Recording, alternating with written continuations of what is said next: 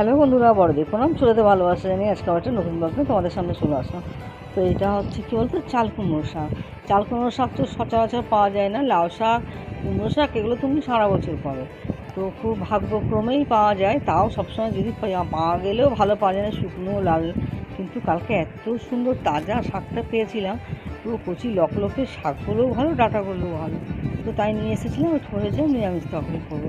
তো কথায় এদিকে সবজিগুলো সব কেটে ধুয়ে নিয়ে রেডি করে নিচ্ছি, আর এদিকে কড়াই দিয়ে দিয়েছি সর্ষের তেল। তেলটা গরম হলে দিয়ে দিলাম দুটো শুকনো লঙ্কা ছিঁড়ে, তারপরে দিয়ে দিলাম কিছুটা পাঁচফোড়ন। তা পাঁচফোড়নটা একটু ভাজা গন্ধটা বেরোলে দিয়ে দেবো কেটে ধুয়ে রাখা সবজিগুলো।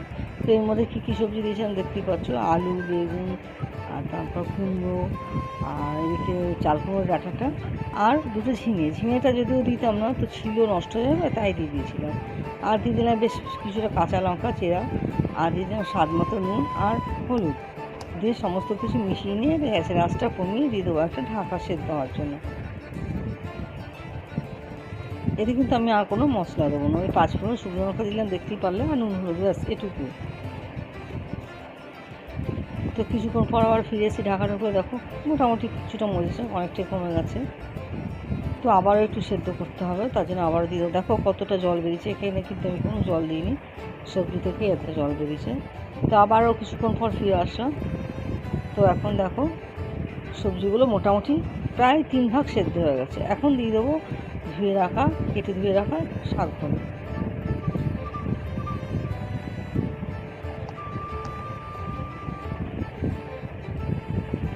তো দেখেই বুঝতে পারছি শাকগুলো কত সুন্দর কুচি। তো আমার ভিডিওটা যদি ভালো লেগে থাকে তো লাইক ও সাবস্ক্রাইব করে দেবেন। তো শাকগুলো দিয়ে এবার সমস্ত সবজির সঙ্গে শাকগুলো মিশিয়ে আবারও দিয়ে দেবো ঢাকা। যে বাকি যেটুকু সবজিটা সেদ্ধ হওয়া বাকি ছিল সেটা সেদ্ধ হবে, শাকগুলো সেদ্ধ হবে, তার জন্য দিয়ে আবার ঢাকা দিয়ে দেবো। গ্যাসটা কিন্তু পুরো কম আঁচেই রান্না করবো, রান্না কিন্তু গ্যাসটা বাড়াবো না, সব শেষে বাড়াবো। তো এখন দেখো সমস্ত সবজি আমার সেদ্ধ হয়ে গেছে।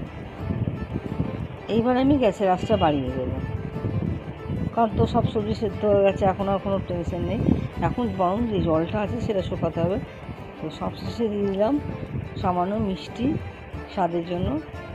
এবারে যে জলটা আছে এখন ওই জলটা শুকাতে হবে, তো তার জন্য এখন গ্যাসের আঁচটা বাড়িয়ে দেবো।